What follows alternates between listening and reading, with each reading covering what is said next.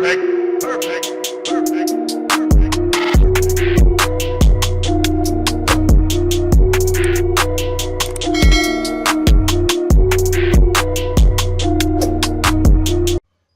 उफ वो बोली, देखिए मेरा दिल किसी बुरी तरह धड़क रहा है। उसने मेरा हाथ पकड़कर अपने सीने पर रख लिया। उस हरकत के नतीजे में कुदरती तौर पर होना तो यही चाहिए था कि मेरा वजूद बिजली के झटकों की जिद में आ जाए, लेकिन इस वक्त मेरी जिस्मानी हालत कुछ अजीब सी थी। संगीता की मौत ने मेरे आसाब को जैसे पथरा कर रख दिया था। लतीफ़ो जज्बात, खौफ व परेशानी के तह दर तह गहराई में दफन थे। साधना कहती रही कि अगर किसी को ये मालूम हो जाए कि आप इस वक्त मेरे कमरे में हैं तो। मैं उसका मुंह तकता रह गया। आज सुबह मैंने महसूस किया था कि वो खासी सर्दो गर्म, चशीदा और पुख्ता कार लड़की है, लेकिन वो इस वक्त वो मतजाद कफ़ियत का अजहार कर रही थी। उसकी घबराहट से ये ज़ाहिर हो रहा था कि उसकी ख्वाबगाह में किसी मर्द ने पहली बार कदम रखा है। लेकिन उसकी ये हालत मुझे एक सहारा देगी। अब मैं भी अपनी परेशानी और अज़तराब को ये आड़ दे सकता था कि उसकी ख्वाबगाह में आ तो गया हूँ, लेकिन अमकानी हजरात मुझे परेशान किए हुए हैं। आइए प्रिंस, वो मेरा हाथ पकड़ते हुए खूबसूरत नरम गुदाल गदीली कुर्सियों की तरफ बढ़ी जो उसके बिस्तर से ज़रा हटकर बड़े करीने से सजे हुए थे।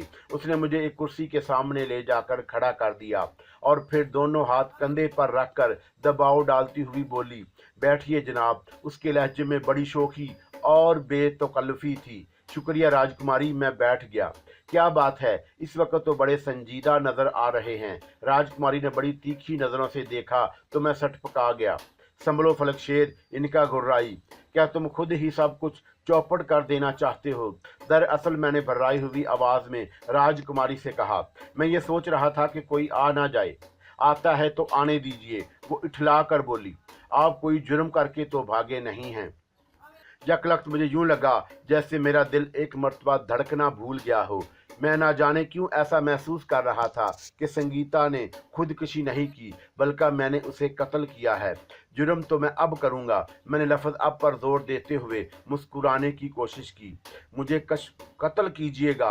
आपको कैसे कत्ल किया जा सकता है? राजकुमारी, आप तो खुद ही कातिल हैं। आपकी एक ही जुम्बश मसगां पर ना जाने कितने सर कट कर आपके कदमों में गिर पड़ते होंगे।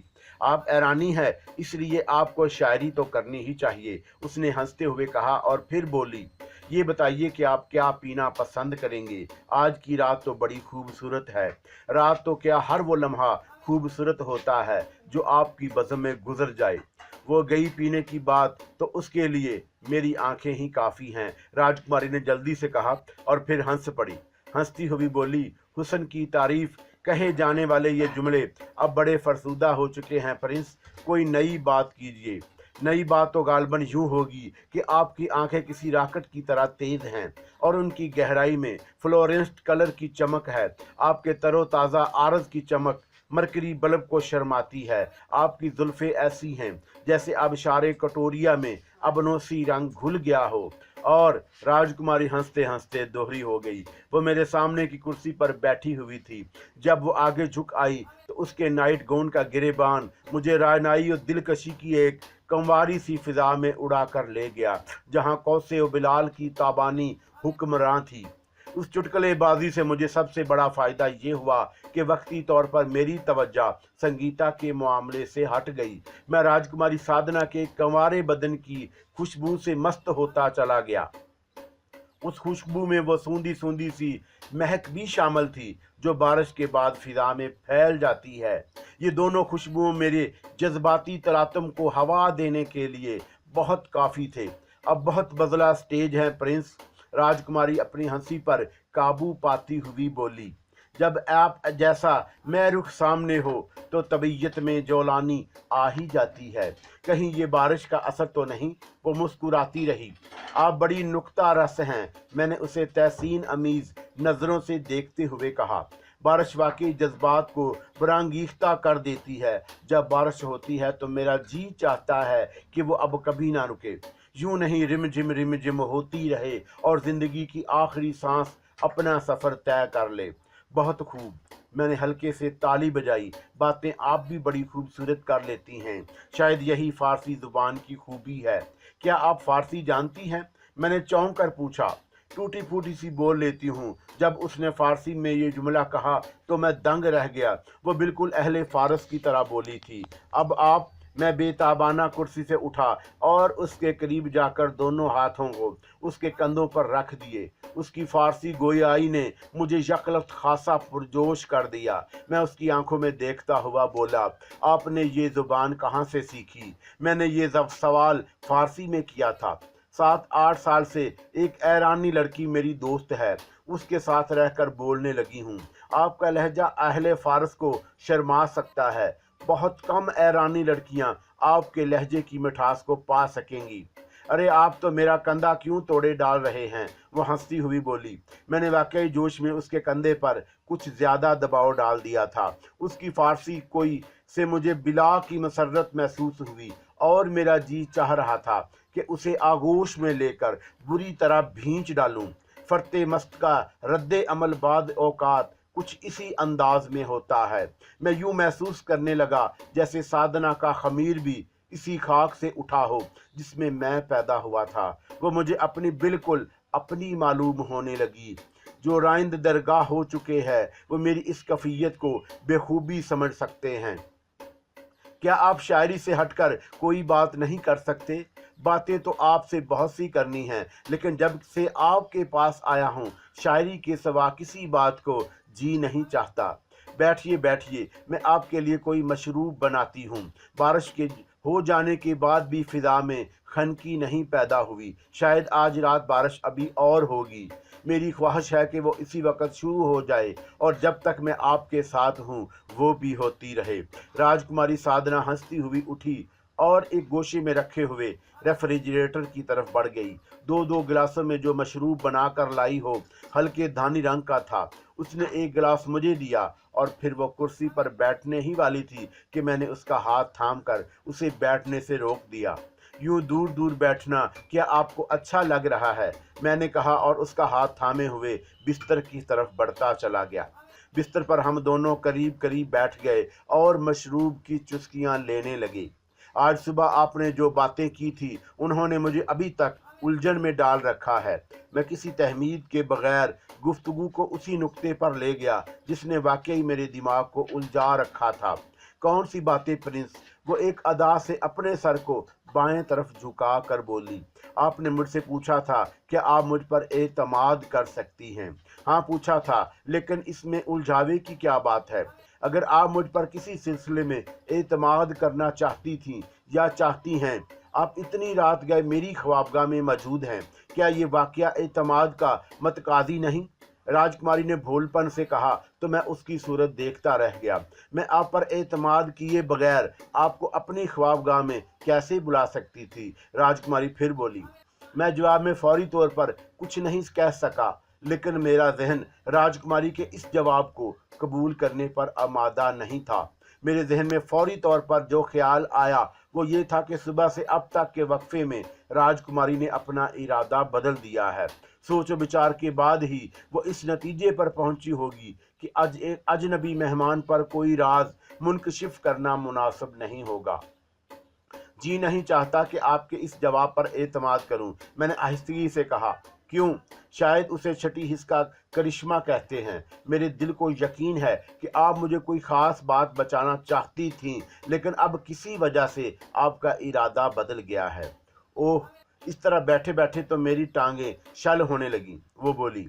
हम बिस्तर पर टांगें लटकाए बैठे हुए थे। उसने अपने दोनों टांगों को बारी बारी से झटका दिया और उसके स्लीपर इधर उधर जा गिरे। फिर वो टांगें ऊपर करके बैठ गई और थोड़ी को अपने घुटनों पर रखकर मेरी तरफ देखने लगी। ना जाने क्यों वो कदरे तवक्कुफ से बोली, आप मुझे पहली ही नज़र में बहुत अच्छे लगे थे।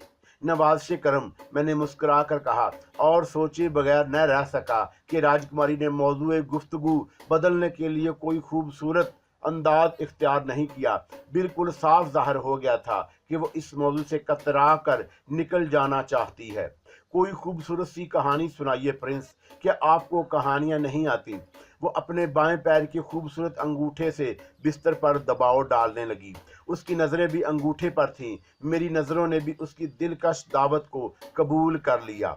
संगे मरमर से तराशे हुए इन गुलाबी पैरों में एक खुमार सा गुदास था। मेरी नज़रें उस खुमारे सरफराज हुईं तो कुछ और मंजिलों का तसव्वुर करने लगीं।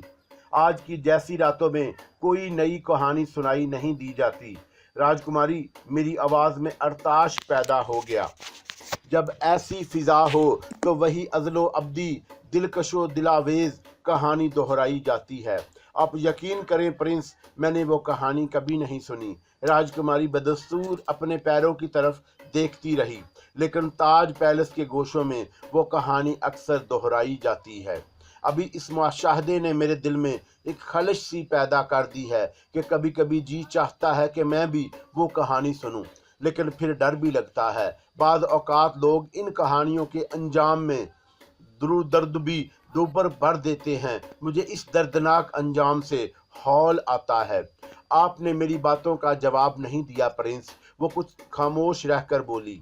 मेरी समझ में नहीं आ रहा है कि मैं क्या कहूँ। मेरी आवाज़ भर्राई हुई थी। कुछ तो कहिए। अगर आपका इसरार है तो बस इतना ही कहूँगा कि जो लोग इस कहानी के अंजाम को दर्दनाक बनाते हैं वो बड़े सफाक, बड़े जालिम होते हैं, और उनकी ये फितरत उनके चेहरों पर भी तहरीर होती है। राजकुमारी ने ऐसी मासूम नज़रों से मेरी तरफ देखा कि मेरा दिल कट कर रह गया। मैं आपके चेहरे पर क्या पढ़ूं? वो बोली तो उसके होंठों के अपूर दिखाई देने वाले सुनहरी रुए में एक गैर महसूस सी लर्ज़श थी, जिसे वो मतवक्का मुस्कुराहट के नकीब हों। मेरा ये एहसास ठीक ही साबित हुआ। वो मेरा जवाब सुनने से पहले ही मुस्कुरा दी। आप ही पढ़िए राजकुमारी जो मेरे चेहरे पर लिखा हुआ है, मैंने बड़े जज्बाती अंदाज में कहा। बेतकल्लुफ़ कह डालिए अगर मेरे चेहरे पर खबासत तहरीर है। राजकुमार ने जल्दी से अपने हाथ मेरे होंठों पर रख दिया। ऐसा न कहिए प्रिंस, वो बोली, आपके चेहरे पर ऐसी तहरीर क्यों होने लगी? मैं पहले ही कह चुकी हूँ कि आप मुझे पहली नज़र में पसंद आ गए थे। शुक्रिया मेरी शहजादी। उसके अपना हाथ मेरे होंठों से हटाया तो मैंने बेताबाना उसके हाथ को थाम लिया और अपने सुलगते हुए होंठ उसके रेशमी जिल्द पर मसबत कर दिए। राजकुमारी साधना ने अपनी आंखें बंद कर लीं। शायद मेरे सुलगते हुए होंठों के लमस से वो भी जल उठी थी। उसके होंठ शर्मगी अंदाज में कांप रहे थे। वो भीगे भीगे से होंठ जिनको देखकर मुझे इस वक्त यूं महसूस हुआ जैसे सारी बारिश इन्हीं होंठों से गुजर गई हो, उन्हें भिगोती हुई, उन्हें सैराब करती हुई। मेरे सुलगते हुए होंठों को, इस नमी को, इस ठंडक की क्या ज़रूरत थी? ऐसी ज़रूरत जिसमें मेरी बेताबी की गवाही दे सकते थे। इसी फिजा में मैंने वो दिलकश, वो मुतरन्नम कहानी छेड़ दी जिसे सुनने की राजकुमारी को एक खौफ अमीज़ आरजू थी। मैं उस कहानी को सुनाता रहा और वो इस कहानी को सुनती रही। बाहर बारिश फिर शुरू हो चुकी थी। उसके शोर से घुली हुई नगमगी से मेरे कान आशना हो रहे थे। एक खुली हुई खिड़की से ठंडी ठंडी हवा कमरे में आने लगी और उसके झोंकों से राजकुमारी की जुल्फ़ें तकिए पर बिखरी जा रही थी। और जब कोई कहानी ख़त्म हुई तो जुल्फ़ों के साथ हमारे वजूद भी बिखर गए। एक सन्नाटा सा हर तरफ छाता महसूस हुआ। फिर इस सकूत में कुछ वक़्त गुजरा होगा कि एक ज़ोरदार कड़ाका सुनाई दिया। मैं और राजकुमारी वो दोनों ही चौंक गए। शायद कहीं बिजली गिरी है। राजकुमारी से मुंह से निकला, हाँ शायद। मैंने आहिस्तगी से कहा। उस वक़्त राजकुमारी ने नमनाक सी निगाहों से मेरी तरफ देखा और बोली, प्रिंस अब कहें, इस कहानी के अंजाम में दर्द ना घोल दीजिएगा। दीवानी, मैंने उसकी ठोड़ी पकड़कर मुस्कुराते हुए कहा, हर खौफ को दिल से निकाल दो। मेरा फिक्रा मुकम्मल नहीं हुआ था कि कमरे पर दरवाजे पर बड़ी जोर से दस्तक हुई और हम दोनों उछल पड़े। उफ भगवान! राजकुमारी के मुंह से बेइख्तियार निकला। दरवाजे पर दस्तक जारी रही और फिर कोई चीखने भी लगा, साधना, साधना। ओह, ये तो सुशीला की आवाज़ है। राजकुमारी कहती हुई बिस्तर से उतरने लगी और फिर बुलंद आवाज़ में बोली, एक मिनट सुशीला, एक मिनट। मैं बुरी तरह घबरा गया। राजकुमारी साधना के कमरे में मेरा देखे जाना एक क़यामत ला सकता था। आप, राजकुमारी ने सरगोशी करने वाले अंदाज में मुझसे कहना चाहा और फिर कमरे में चारों तरफ नजरें दौड़ाने लगी। गालबन वो कोई ऐसी जगह मुंतखब करना चाहती थी जहां मुझे छुपाया जा सके। मैं खुद ही बोल पड़ा, मैं इस पर्दे के पीछे। हाँ, ये ठीक है। राजकुमारी ने मेरी बात काट दी। जल्दी कीजिए। मैं पर्दे की तरफ लपका और राजकुमारी साधना अपना नाइट गाउन दुरुस्त करते हुए दरवाजे की तरफ बढ़ गई। मैंने खुद को पर्दे के पीछे इस तरह छुपाया कि मेरे पांव पर्दे के नीचे से बाहर ना निकल सकें। उसके साथ ही मैंने उसका बात का भी एहतमाम कर लिया कि दूसरी तरफ झांक सकूं। जैसे ही राजकुमारी साधना ने दरवाज़ा खोला, एक जवानो खूबरू लड़की अंदर घुसती चली आई। इससे पहले कि वो कुछ कहती, राजकुमारी ने सवाल कर दिया, क्या बात है सुशीला, तुम सो रही हो और ताज पैलेस में एक हंगामा हो चुका है। क्या हुआ? राजकुमारी घबरा गई। गजब हो गया, सुशीला ने जवाब दिया और डगमगाते कदमों से एक कुर्सी की तरफ बढ़ने लगी।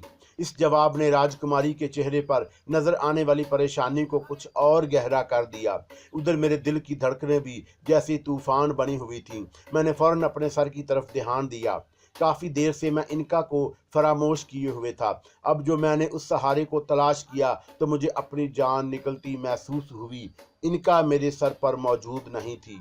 ठीक ठीक जवाब दो, आखिर हुआ क्या है? राजकुमारी ने झंझला कर कहा। संगीता देवी। सुशीला का फिक्रा मुकम्मल होने से पहले ही मेरा दिल फिर एक मर्तबा धड़कना भूल गया। क्या हुआ संगीता देवी को? राजकुमारी ने बेताबी से पूछा। वो मर गईं। क्या? ये लफ्ज़ राजकुमारी के मुंह से एक चीख की तरह निकला था। हाँ, सुशीला ने जैसे डूबती हुई आवाज़ में कहा। मगर कैसे? राजकुमारी बेताबाना उसकी तरफ बढ़ी। ये तो अभी किसी को भी नहीं मालूम। मैं भी इतना ही जानती हूँ कि उनकी लाश इन्हीं के ऐरानी मेहमान प्रिंस राहील के कमरे में पाई गई है। राजकुमारी जो बेताबाना सुशीला की तरफ बढ़ी थी, एक झटके से रुक गई। उसमें मैं ही उसका चेहरा धुले हुए कपड़े की तरह सफ़ेद हो गया था। उधर मेरी भी ये हालत थी कि अगर दीवार से ना टिक जाता तो गिर पड़ता। मेरी टांगें सनसना रही थीं और ऐसा मालूम होता था जैसे उनकी जान निकली जा रही हो।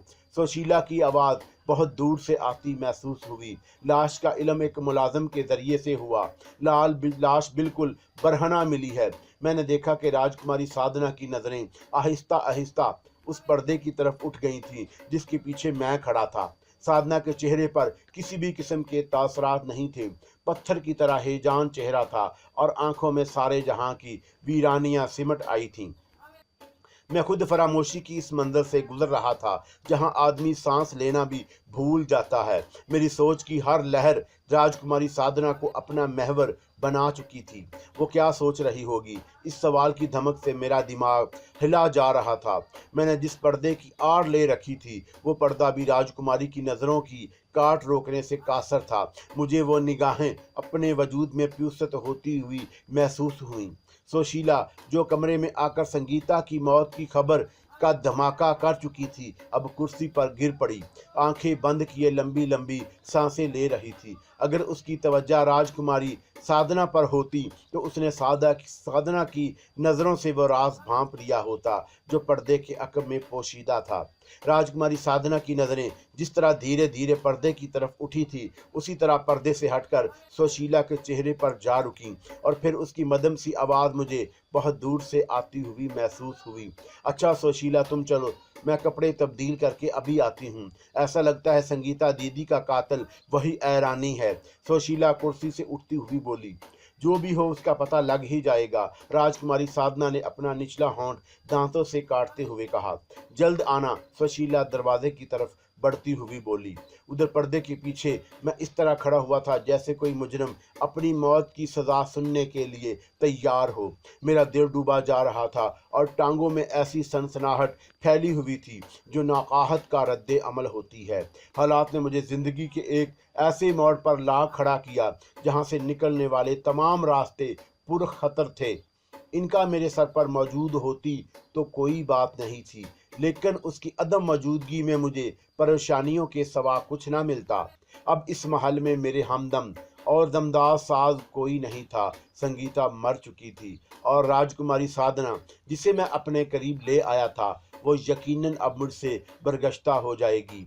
सुशीला दरवाजे की तरफ बढ़ रही थी और उसके साथ साथ मुझे अपना दिल डूबता महसूस हुआ। एक खटन सूरत हाल मुकाबल आने को थी। सुशीला के जाते ही मुझे राजकुमारी साधना का सामना करना पड़ता। वो ना जाने क्या क्या सवाल करती। मेरी समझ में नहीं आया कि उसे क्यों कर मुतमिन कर सकूं। सुशीला के जाते ही राजकुमारी साधना ने दरवाज़ा अंदर से बोलट कर दिया। जब वो मुड़ी तो मैं पर्दे की ओर से निकलकर उसके सामने पहुंच गया। फिर जो कुछ हुआ वो मेरे इरादे पर कोई इल्ज़ाम नहीं आ सकता। वो एक अतरारी फेल था। मेरे कदम तेजी से राजकुमारी की तरफ उठ गए और मैंने अपनी आगोश में भींच लिया था। राजकुमारी, राजकुमारी। मेरी सरगोशी खासी तेज सी। मुझसे बदजन न हो जाना। इस मामले में मुझे गलत अंदाज में मुलव्वस ना करो। मैंने कुछ नहीं किया। संगीता को मैंने कत्ल नहीं किया। वो समझ में नहीं आता कि ये क्या हुआ है। राजकुमारी किसी बेजान मुजस्मे की तरह मेरे सीने से लगी, मेरी आंखों में देख रही थी। उसके होंठ इस तरह लर्ज रहे थे जैसे वो कुछ कहना चाहती हो मगर कहने से कासर हो। उसके दिल पर लगने वाली चोट की अजियत नमी बनकर उसकी आंखों में फैल गई। बोलो राजकुमारी। मैंने उसे शानों से पकड़कर झंझोर डाला। क्या तुम मुझे संगीता का कातिल समझने पर मिस्र हो? राजकुमारी के कोमल होंठ वाह हुए लेकिन आवाज अब भी नहीं निकली। दो काशें फिर आपस में मिल गईं। तुम बोलती क्यों नहीं हो? मैंने दांत पर दांत जमा कर कहा। मेरी आवाज जज्बाती अश्ताल से बोझल थी। राजकुमारी ने अपना सर मेरे सीने में छुपा लिया और सिसक उठी। फिर ये सब कुछ क्या है प्रिंस? दीदी की लाश तुम्हारे कमरे में, जो खुशगवार लम्हे तुम्हारी मैयत में गुजारे हैं, मैं उनकी कसम खाकर कहता हूँ मैंने संगीता को कत्ल नहीं किया। मैं तेजी से बोला। फिर आखिर राजकुमारी की आवाज़ फरते जज्बात से घुट गई। इस वक्त मैं एक जज्बाती भोंचाल की जिद में आया हुआ था। शायद इसी आलम में मैं सारे हकायक राजकुमारी के सामने ले आता, मगर उसी लम्हे जब मेरी ज़बान बेलगाम होने को थी, दरवाजे पर बड़ी ज़ोर से दस्तक हुई। साथ ही किसी ने ज़ोर ज़ोर से साधना को आवाज़ें देना शुरू कर दी। चाची रानी। राजकुमारी के मुंह से बेसाख्ता निकला। वो तड़प कर मेरी आगोश से निकल गई। मैं तेजी से उस पर्दे की तरफ लपका जो एक मर्तबा पहले भी मेरी लाज रख चुका था। राजकुमारी दरवाजे की तरफ बढ़ गई। मैंने पर्दे की आड़ से उसको दरवाज़ा खोलते हुए देखा। उधेड़ उम्र की एक बावकार औरत घबराई हुई सी अंदर आई। साधना, तुम यहाँ हो और वहाँ। मुझे मालूम हो चुका है चाची रानी, साधना अपने आंसू पोंछते हुए बोली। जज्बात से बोझल आवाज में उसने कहा कि अभी अभी सुशीला बता कर गई है, मैं कपड़े तब्दील करने वाली थी। तो चलो जल्दी से तब्दील करो। हाय, ये क्या हो गया भगवान। रानी किरण एक कुर्सी पर ढेर हो गई। साधना के चेहरे पर तज़बज़ब साफ नजर आ रहा था, लेकिन इस वक्त रानी किरण की निगाहें उसकी तरफ नहीं थी। आप चलिए चाची रानी, मैं अभी आती हूँ, साधना बोली। मैं अब तुम्हारे सहारे के बगैर ना चल सकूंगी बेटी। यहाँ तक भी बड़ी मुश्किल से आई हूँ। तुमने देखा नहीं, चलते हुए मेरी टांगें कांप रही थीं। अब साधना के लिए कुछ कहने की गुंजाइश नहीं थी। उसने एक मर्तबा पर्दे की तरफ देखा और फिर ख्वाबगाह से मुलहित ड्रेसिंग रूम में चली गई। मैं पर्दे के पीछे खड़ा हुआ हालात की सितम ज़रीफी पर दम बखुद था कि हालात ने अब जो करवट बदली थी उसने मुझे और हरासां कर दिया। साधना से कुछ तवक्का थी कि शायद वो इस नाजुक घड़ी में मेरे काम आ जाए, लेकिन अब ये सहारा भी टूटता नजर आ रहा था। राजकुमारी साधना मजबूर हो गई कि रानी किरण के साथ चली जाती और मैं इस कमरे में रह जाता। अब मुस्तकबिल का फैसला कुली तौर पर मेरे हाथ में था कि मुझे ये फैसला करना पड़ता कि अब क्या कदम उठाऊं। राजकुमारी साधना शब ख्वाबी का लिबास दूसरे कमरे से तब्दील करके ड्रेसिंग रूम से निकली तो रानी किरण कुर्सी से उठ गई। चलो आओ, जल्दी करो, उसने कहा। साधना ने एक मर्तबा किन अखियों से पर्दे की तरफ देखा और फिर रानी किरण के साथ दरवाजे की तरफ बढ़ती चली गई। रानी किरण ने उसका शाना पकड़ रखा था। बाहर निकलकर साधना ने हाथ पीछे करके दरवाज़ा बंद किया था और इससे पहले कि अपने हाथ को एक मखसूस अंदाज में जुम्बश भी दी, वो मेरे लिए एक इशारा था। इस इशारे का मतलब जो मैंने समझा वो ये था कि मैं इस कमरे से चला जाऊं, मगर कहाँ? इस सवाल ने मुझे चकरा कर रख दिया। मैं बदस्तूर पर्दे की आड़ में खड़ा हुआ था। बाहर निकलना एक मखदूश हरकत होती क्योंकि कमरे का दरवाज़ा अंदर से बंद नहीं था। किसी वक्त भी कोई साधना की तलाश में वहां आ सकता था। मैं सोचने लगा कि अगर मैंने ताज पैलेस से फरार होने की कोशिश की तो गालबन ये कुछ आसान साबित नहीं होगा। इतनी देर में तो ताज पैलेस के एक एक जर्रे को ये बात मालूम हो गई होगी कि संगीता की लाश प्रिंस राहील के कमरे में पाई गई है। चुनाचा हर आंख मेरी तलाश में होगी। ताज पैलेस के दरबानों को खबरदार कर दिया होगा वो कि अब उन्हें मेरे नजर आने की तवक्का नहीं होगी और वो ये समझ रहे होंगे कि मैं फरार हो चुका हूँ। लेकिन जब मैं उन्हें दिखाई दे जाऊंगा तो वो मुझ पर चील कुओं की तरह झपट पड़ेंगे। मुझे पकड़कर पुलिस के हवाले कर दिया जाएगा। बात ईरानी सफारत खाने तक पहुंचेगी और मामला बढ़ता ही चला जाएगा। मेरा हाफजा वो अजियतनाक यादें उगलने लगा जब मैं ईरानी पुलिस के हाथों में एक खिलौना बनकर रह गया। तशद्दुद के वो लम्हे याद आए और मेरे रोंगटे खड़े हो गए। क्या वो सब कुछ अब फिर मेरे सामने आएगा? क्या एक बार फिर मेरा जिस्मो जां को अजियतनाक डसेंगे? इन यादों ने मुझे ये फैसला करने पर मजबूर किया कि मुझे फरार की कोशिश ज़रूर करनी चाहिए। पकड़ा गया तो सब कुछ भुगतना ही पड़ेगा, लेकिन अपनी सी कर गुजरने में कोई हद नहीं। ये फैसला करके मैं पर्दे की ओर से निकल आया और भारी कदमों से दरवाजे की तरफ बढ़ने लगा। इनका की वादा खिलाफी ने मुझे एक इम्तिहान से दो चार कर दिया। अब इस इम्तिहान से ओहदा बरांग होने के लिए सिर्फ अपने जहन और कुव्वत बाजू पर भरोसा करना था। जब मैंने बाहर निकलने के लिए दरवाज़ा खोला तो मेरे दिल की धड़कनें बहुत तेज़ हो गईं। मैं कोई आधे मिनट तक दम खुद खड़ा रहा। जब कोई आवाज़ नहीं आई तो मैंने कदम बाहर निकाला, तेज़ी से दाएं बाएं नज़र दौड़ाई और राहदारी को सनसान पाकर कदरे इत्मीनान महसूस किया। साधना के कमरे का दरवाज़ा बंद करके मैं दबे कदमों लेकर तेज़ी से एक तरफ बढ़ने लगा। ताज पैलेस के इस हिस्से में एक हंगामा बर्पा हो गया था जहां मेरा कमरा था, लेकिन इसका मतलब ये नहीं था कि ताज पैलेस के बाकी हिस्से किसी बियाबान की तरह वीरान होंगे और मुझे कोई देखने वाला नहीं होगा। एहतियातन मुझ पर लाजम थी और इस वक्त मेरे लब आहूर जमजा की शनाख्वानी में मसरूफ थे। मैं भी कैसा नादान था कि सरुश्त की तालीमात मुझे सिर्फ बुरे वक्त में याद आती थी। कठिन मनाज़र से गुजरने के बाद मैं सब कुछ भूल कर सिर्फ अपनी ज़ात के खौल में बंद हो जाता। शायद यही आज के इंसान की भी फितरत है। मैं इस राहदारी से गुजर कर ताज पैलेस के गैर रिहायशी हिस्से में कदम रख चुका था कि मुझे अचानक वो चीखती हुई आवाज़ सुनाई दी जिसने मेरा खून खुश्क कर दिया। कोई मेरा नाम लेकर चीखा था। ज़ाहिर है कि वो ताज पैलेस का कोई फर्द होगा जिसने मुझे देख लिया था। फिर दौड़ते हुए कदमों की आवाज़ें सुनाई दी, सीटियां बजने लगी और लिया पकड़ना के शोर से ताज पैलेस के दरोबाम गूंज उठे। मेरे कदमों की हरकत रुक गई। मैं पत्थर के बुत की तरह साकन हो गया। अब देख लिए जाने के बाद फरार ही की कोशिश फजूल होती। वैसे भी ये मेरे पैर मन भर के हो गए थे। मैं कोशिश करता भी तो कदम नहीं उठा सकता था और मेरे दिमाग के शल हो जाने की कैफियत कुछ ऐसी थी जैसे किसी ने सर पर बर्फ की सिल रख दी हो। बहुत से लोगों ने मुझे घेरे में ले लिया। इन लोगों में महल के मुहाफ़िज़ों के अलावा पुलिस कांस्टेबल भी थे। अब मुझे इल्म हुआ कि इतनी देर में पुलिस भी ताज पैलेस में पहुंच गई थी। मैं उन लोगों के दरमियान में इस तरह चोर बना खड़ा रहा जैसे वाकई किसी को कत्ल करके भाग रहा था। कुछ देर के बाद मैं ताज पैलेस के एक कुशादा हाल में बैठा हुआ था और ताज पैलेस के सरकर्दा मकी भी वहीं मौजूद थे।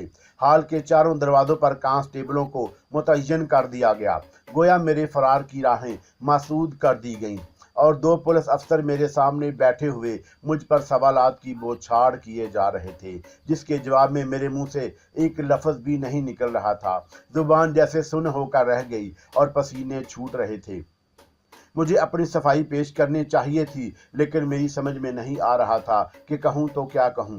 राजा रविशंकर और पंडित गौरी शंकर भी हाल में मौजूद थे। सदमे का तासर राजा रविशंकर के चेहरे पर भी नजर आया, लेकिन पंडित गौरी शंकर की हालत बहुत ज़ार थी।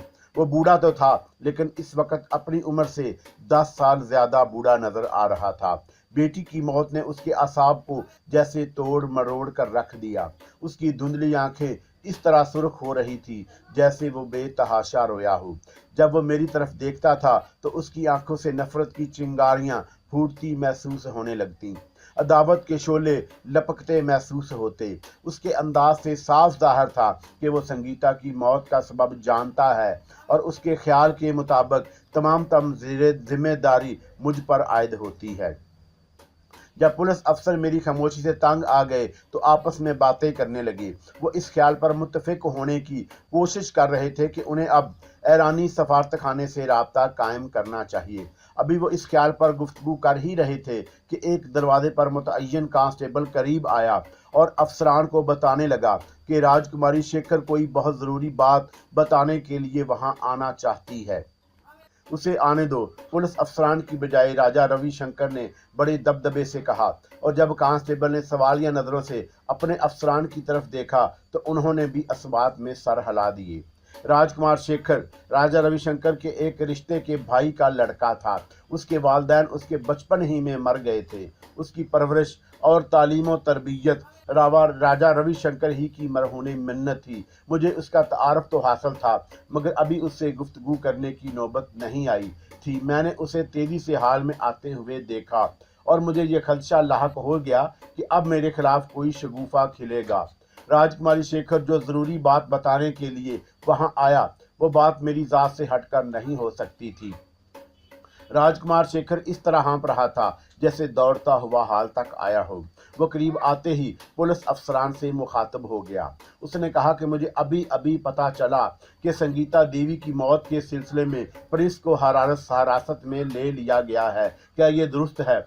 जी हाँ राजकुमार, एक पुलिस अफसर ने जवाब दिया। यकीनन ये आपके लिए एक पुरमसरत खबर साबित हुई होगी। हरगिज़ नहीं, राजकुमारी ने जल्दी से कहा। बेगुनाही के जुर्म में कोई कानून की जिद पर आ जाए तो मुझे खुशी क्यों कर हो सकती है। राजकुमारी के इस फिक्रे ने धमाके की सी कैफियत पैदा कर दी। राजा रविशंकर और दोनों पुलिस अफसर हैरत ज़दा नजर आने लगे।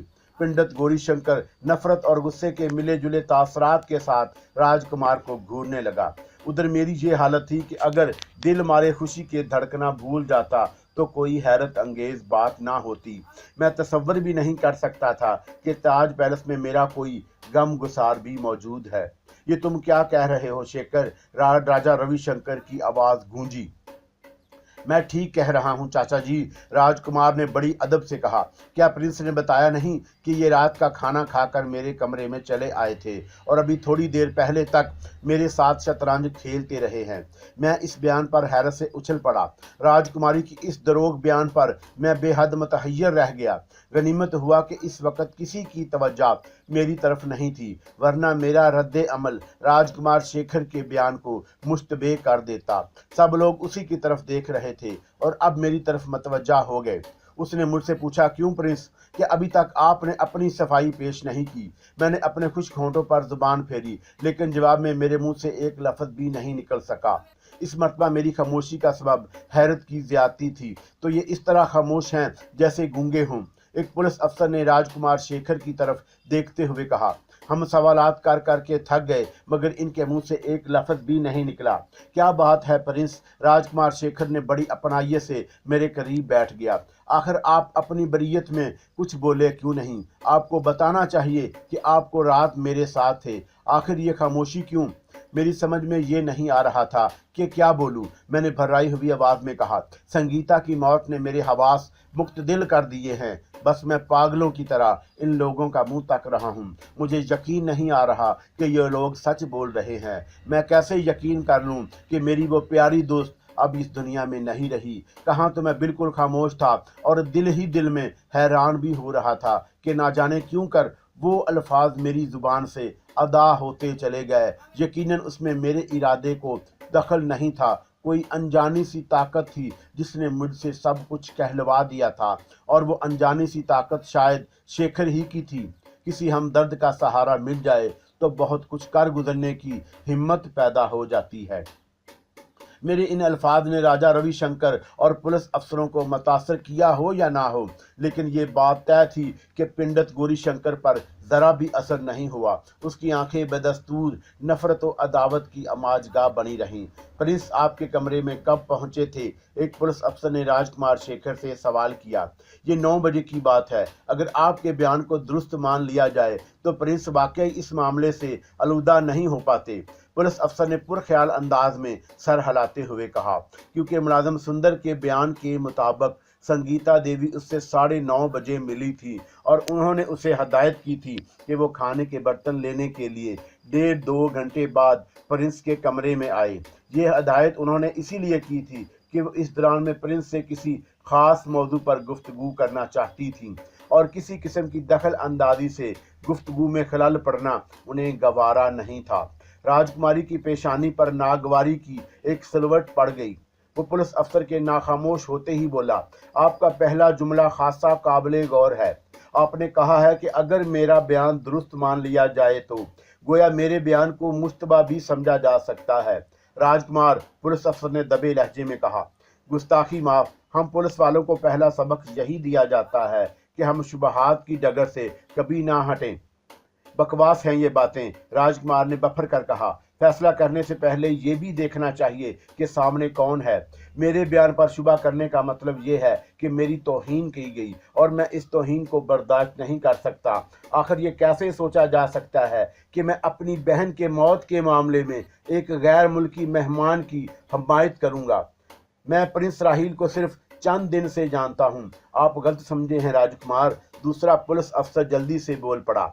मकसद आपकी तौहीन हरगिज नहीं। मैं शुक्रगुजार हूं कि अगर आप मुश्तिल ना हों तो ये मामला हमें बड़े ठंडे दिलो दिमाग से सुलझाना होगा। इश्तिआल से कतन कोई फायदा नहीं। राजकुमार ने एक बार तो पहले पुलिस अफसर को घूर कर देखा और फिर नजरें दूसरी तरफ फेर लीं। उसके चेहरे से कबीदगी का तासर नहीं मिटा था। इस दौरान में राजा रविशंकर के चेहरे पर किसी किस्म के तासरात नहीं उभरे। वो बिल्कुल खामोश बैठा रहा। गौरीशंकर के चेहरे की कफियत बेदस्तूर थी। रह गया मैं तो मेरी कोई अहमियत ही नहीं थी। भला एक मुलाजिम के तासरात पर कौन गौर करता? प्रिंस आपके कमरे में किस वक्त तक रहे? दूसरे पुलिस अफसर ने राजकुमार से सवाल किया। कुछ शोर सुनकर मैं इन्हें कमरे में ही छोड़कर बाहर निकला था तो मुझे दीदी की मौत का इल्म होया। गोया इस दौरान में प्रिंस का एक एक लम्हा आपके साथ गुजरा है। कतई, राजकुमार ने जवाब दिया, और मेरी हैरत को कोई ठिकाना नहीं था। राजकुमार बड़े एतमाद और बड़ी रवानी से झूठ बोलता जा रहा था और मेरी अकल इस नुक्ते पर गिरफ्त करने में नाकाम थी, जिसकी वजह से राजकुमार मुझे बचाने की कोशिश कर रहा था। दीदी को किस हथियार से हलाक किया गया? राजकुमार ने जज्बात से भराई हुई आवाज में पूछा। मैं अभी तक उनकी लाश देखने की हिम्मत नहीं कर सका हूँ। उन्हें किसी भी हथियार से हलाक नहीं किया गया। उनके जिस्म पर कोई जख्म नहीं पाया गया। पुलिस अफसर ने जवाब दिया। वो किसी किस्म के जहर से हलाक हुई हैं। उनका जिस्म नीला पड़ गया है। पोस्टमार्टम के बाद ही पता चल सकेगा कि वो किस जहर से हलाक हुई और वह जहर उनके जिस्म में किस तरह दाखिल हुआ। क्या आप लोगों को यकीन है कि उन्हें कत्ल किया गया है? अगर खुदकुशी के अमकान पर गौर किया जाए तो ये बड़ा मदका खेज मालूम होता है कि उन्होंने अपने मकसद के लिए अपने कमरे की बजाय किसी और के कमरे का इंतखाब किया। खैर, हम इस मामले को सुलझाने की कोशिश तो कर ही रहे हैं। आपके बयान से प्रिंस की पोजीशन साफ हो गई। ताहम पुलिस अफसर ने मेरी तरफ देखते हुए अपना जुमला अधूरा छोड़ दिया। जरा देर कुछ सोचता रहा, फिर बोला, ताहम मैं इनसे दरख्वास्त करूंगा कि जब तक पुलिस आपको इजाजत ना दे आप ताज पैलेस नहीं छोड़ेंगे। यानी मैं खुद को ताज पैलेस में नजर बंद समझूं। मैंने भर्राई हुई आवाज में कहा। मेरा ये मतलब नहीं। पुलिस अफसर जल्दी से बोला। आपकी आमद वफद पर कोई पाबंदी नहीं होगी। हम सिर्फ ये चाहते हैं कि आप क्याम ना बदलें। मैंने अफहामी अंदाज में सर हिलाया। राजकुमार शेखर की पेशानी पर एक सिलवट पड़ गई, लेकिन वह कुछ नहीं बोला। राजा रविशंकर बेदस्तूर जज्बात से आरी नजर आ रहा था और पंडित गौरीशंकर के तासरात में भी कोई तब्दीली नहीं आई। उसके लब साकत थे, लेकिन उसकी आंखें चीख चीख कर मुझे गालियां दे रही थीं। दोनों पुलिस अफसर खड़े हो गए। उन्होंने मुझसे तो अब कोई पूछगछ करनी नहीं थी। उनके साथ ही राजा रविशंकर और राजकुमार शेखर भी उठ गए। पंडित गौरीशंकर वहीं बैठा रहा। जरा देर बाद इस हाल में हम दोनों के सिवा कोई नहीं रहा। दरवाज़ों पर मुतय्यन सिपाही भी गायब हो गए। पिंडित गौरीशंकर की घूरती हुई नज़रें मेरे चेहरे पर जमी हुई थीं। ऐसे मालूम होता था जैसे वो बोझल बादलों की तरह फट पड़ना चाहता हो। मैं उसके बरसने का इंतज़ार करता रहा, लेकिन 1-1.5 मिनट तक खामोशी ही रही। फिर जब यह सकूत मेरे असाब में तनाव पैदा करने लगा तो मैं खुद ही बोल पड़ा। पिंडित जी, आप मेरे बारे में किसी गलतफहमी का शिकार मालूम होते हैं। कम से कम राजकुमार शेखर के बयान से तो आपका दिल साफ हो जाना ही चाहिए था। पंडित गौरीशंकर एक झटके से खड़ा हो गया। उसके मुंह से अब भी कोई लफ्ज नहीं निकला, लेकिन उसकी आंखें मुझे बदस्तूर घूर रही थी। मुझे उसकी खामोशी से वहशत होने लगी, लेकिन इससे पहले कि वो वहशत कोई शदीद रद्दे अमल जाहिर करती, पंडित गौरीशंकर यकलख्त घूमा और लंबे लंबे ढग भरता हुआ हाल से निकल गया। मैंने सोफे की पुष्ट से सर टिका दिया और लंबी लंबी सांसें लेने लगा। उस रात मुझे बड़े अजीब अजीब रंग दिखाए, लेकिन ये आखिरी रंग मेरे लिए बहुत ही अजीबो गरीब था। राजकुमार शेखर के दरोग बयानी अच्छा खासा चिस्तान था, जिसका हल मेरी अक्ल फरासत की गिरफ्त से बहुत दूर मालूम हुआ। आखिर उसने मुझे बचाने के लिए इतना बड़ा झूठ क्यों बोला? क्या उसे ज़रा भी खौफ नहीं कि अगर उसका राज खुल गया तो उसकी पोजीशन क्या होगी? शायद वो सोच रहा होगा कि उसकी दरोग बयानी से सिर्फ मैं वाकिफ हूँ और मैं इतना पागल नहीं हो सकता कि इस राज को अफशां कर दूँ। लेकिन वो इस बात से बेखबर था कि वो राजकुमार शेखर का बयान सुनकर हैरान रह जाती। उसके लिए तो ये नाकाबिले यकीन होता कि मैं रात भर राजकुमार शेखर के साथ शतरंज खेलता रहा हूँ। जब मुझे हाल में बैठे बैठे घबराहट होने लगी तो मैं वहां से उठ गया। रात भी अपने इख्तिताम को नहीं पहुंची थी। आखिरी पहर चल रहा था। आधी रात के बाद ताज पैलेस के बेशतर हिस्से तारीक हो जाना चाहते थे, लेकिन उस वक़्त कोई हिस्सा भी तारीक नहीं था। उसी साने के पास हर जगह रोशनी कर दी गई। ताज पैलेस के मकीन और मुलाजमीन इधर से उधर चकराते फिर रहे थे और उनके चेहरों पर सोगवार तासर फैला हुआ था। मुलाजमीन तो सहमे हुए भी मालूम हो रहे थे। मैं कटी हुई पतंग की तरह ताज पैलेस में चकराता रहा। कोई भी मुझसे मुखातब नहीं हो रहा था, लेकिन मेरा सामना होते ही इस तरह कतरा जाते जैसे मैं कोड़ी हूँ। आखिर थक कर मैं अस्टनी में जा निकला और वहीं एक दीवान पर लेट गया। रह रह कर मुझे इनका पर गुस्सा आ रहा था जो मुझे गर्दाबों में छोड़कर चली गई। दीवान पर लेटे लेटे ना जाने कब मेरी आंख झपक गई और फिर जब मैं बेदार हुआ तो दिन का उजाला हर तरफ फैल चुका था। मैं हड़बड़ाकर उठ बैठा। कलाई पर बड़ी बंदी हुई घड़ी पर नजर डाली तो पता चला कि 10 बजने वाले हैं। मेरी नजरें दरवाजे की तरफ गईं तो मैंने देखा कि एक मुलाजम स्टडी में झांक रहा है। फिर वो जल्दी से अंदर आ गया और बोला, आपके आराम का कमरा तो पुलिस ने सील कर दिया है, लेकिन आपका सामान वहां से दूसरे कमरे में मुंतकिल कर दिया गया है। मैं महाराज के हुक्म से यहाँ खड़ा हुआ था। जब आप जाग जाएं तो आपको इस कमरे तक पहुंचा दूं। मैं एक तवील सांस लेकर खड़ा हो गया।